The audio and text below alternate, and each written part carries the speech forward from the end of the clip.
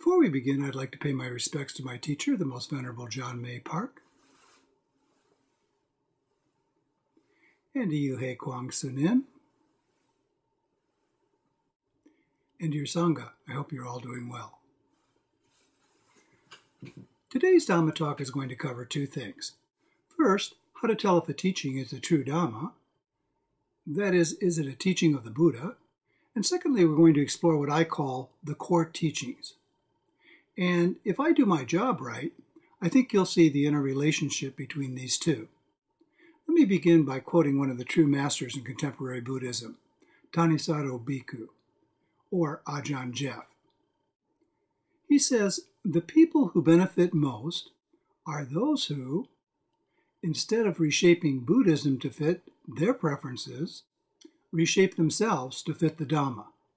That's the mission statement of this course. Now, in terms of the true Dhamma, the Buddha told us that the Dhamma will not be destroyed by outside forces. Rather, it will be destroyed by counterfeit Dhamma within the Buddhist community. He went on to list 5 features of this decline. Lack of respect for the teacher, in this case meaning the Buddha, lack of respect for the Dhamma, in this case referring to the true Dhamma, that is, the teachings of the Buddha, lack of respect for the Sangha, which is the community of Buddhists, lack of respect for the training, and lack of respect for meditation. Now, in order to assist you in recognizing false Dhamma, I like to use what I call the 3 questions. 1, what is it? 2, is it Buddha Dhamma? And 3, does it work? Okay, let's get a little bit more specific. The first one is, what is the teaching? Or what is it that you're reading that's been attributed to the Buddha? One has to be quite clear what one's being told or what one is reading in order to explore whether it is in fact the true Dhamma. The second one, is it Buddha Dhamma, means is it traceable to the teachings of the Buddha? And we're going to explore in this Dhamma talk how we can verify this. And what we're going to do is trace it to the original teachings of the Buddha, which has been passed on to us through the oral and written tradition. And the question would be, are these teachings authentic? Were they, in fact, the word of the Buddha?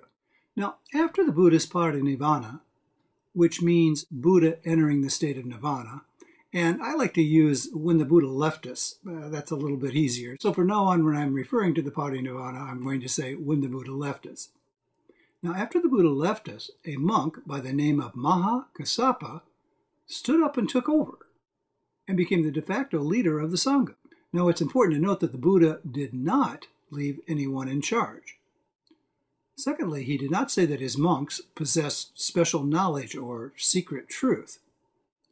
And thirdly, he did not set up a hierarchy like most organizations have done. He told his bhikkhus, be a lamp unto yourselves. There's no one in charge here. Concentrate on my teachings and do so with diligence. Well, Maha Kassapa stood up and said the following, come, friends, let us recite the teachings and the discipline before what is not the teaching shines forth, and the teaching is put aside, before what is not the discipline shines forth, and the discipline is put aside, before those who speak what is not the teaching become strong, and those who speak what is the teaching become weak, before those who speak what is not the discipline become strong, and those who speak what is the discipline become weak. Now, at least you think that Maha Kassapa was being paranoid. One of the monks later proclaimed, grieve not, brothers, weep not. We are now delivered from that great ascetic who constantly worried us and was always saying, this is suitable or this is not suitable. Now we are free to do whatever we like. Well, certainly Maha Kassapa was not being paranoid, given the sentiments of the monk I just quoted. I can't imagine what would have happened if everybody had sort of run off freelance at that point and developed and purported the Dhamma from, let's say, their own personal perspective. My goodness, it would have been a whole different situation.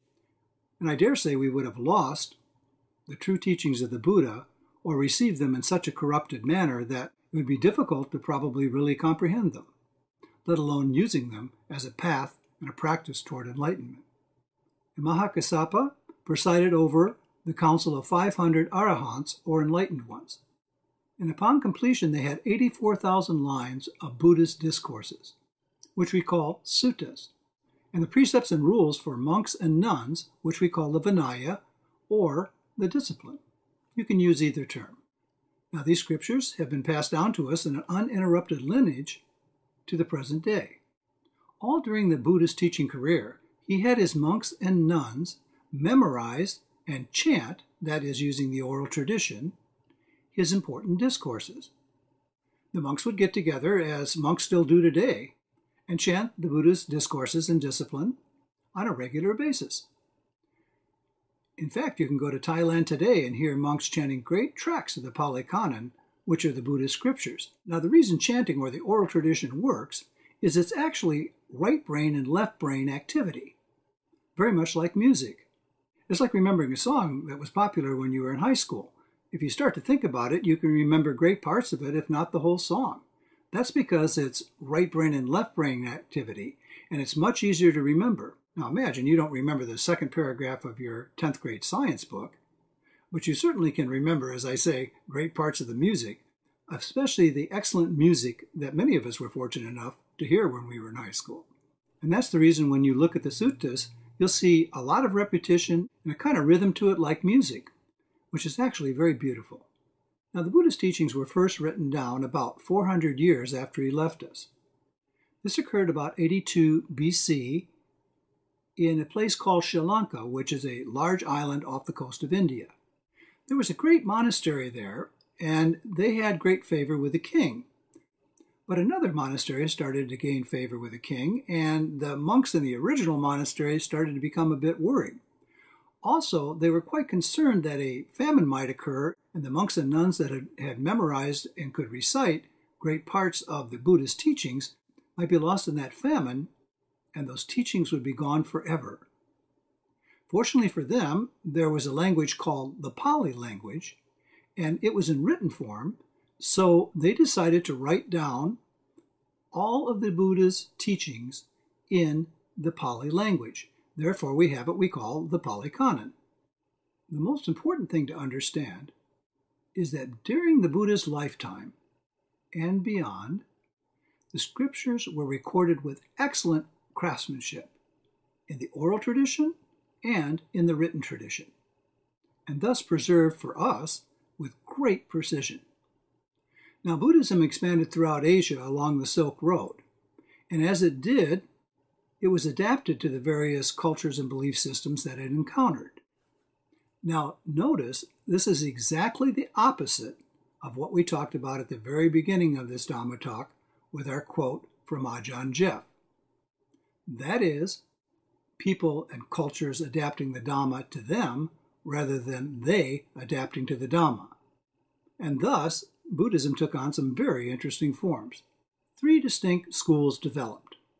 The first is called Theravada, the doctrine of the elders.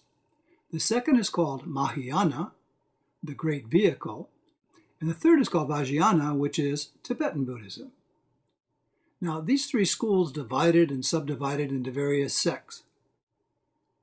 And let me be very clear about something. There are those in the literature that say that these developed into 3 distinct religions.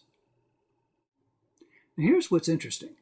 If you go to any of those 3 schools and you ask them, what are your core teachings? And we're going to talk about those in a few minutes, exactly what they are. Now, the interesting thing is the core teachings are the same. Not only that, but the interpretations of these teachings are basically the same. They form the fundamental base that we all share through all 3 schools or various sects of Buddhism. And my nephew, who's a Buddhist and also a martial arts instructor, said, "Isn't that cool that it all came out that way?" And I said, "Do you think that was an accident?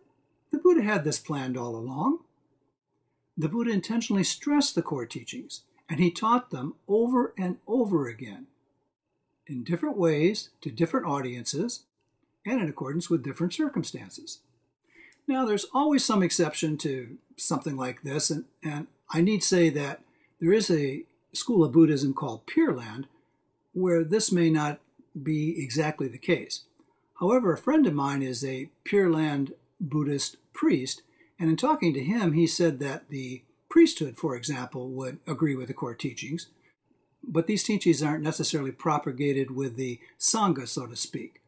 So even there, the core teachings in some form or another most likely exist. Well, what are the core teachings? I like to call these the Big Six. The first one is the Buddha's law of karma and rebirth. The second is the Four Noble Truths. The third is meditation. The fourth is the five aggregates, and that may not be clear to you now. Don't worry about it. We're going to cover it in the course. And the fifth one is called this and that conditionality. And the sixth and last one is called dependent co-arising. Again, some of these terms may not be very clear to you right now, and that's fine. Now you might say, surely, hey, well, you're not saying that these are all the teachings of the Buddha. Certainly not. What I'm saying is, there are certainly other teachings, and even within these teachings, there are other teachings, and we'll be exposing those as we move on through the course. But these form the Big Six, so to speak. Learn these, and the others will be easier to remember because you'll understand them in the context of the Big Six. I guarantee it. Now, the last question is, do the teachings work? And that, my friend, is your job, and that is called the path. Be well, my friends. Until next time.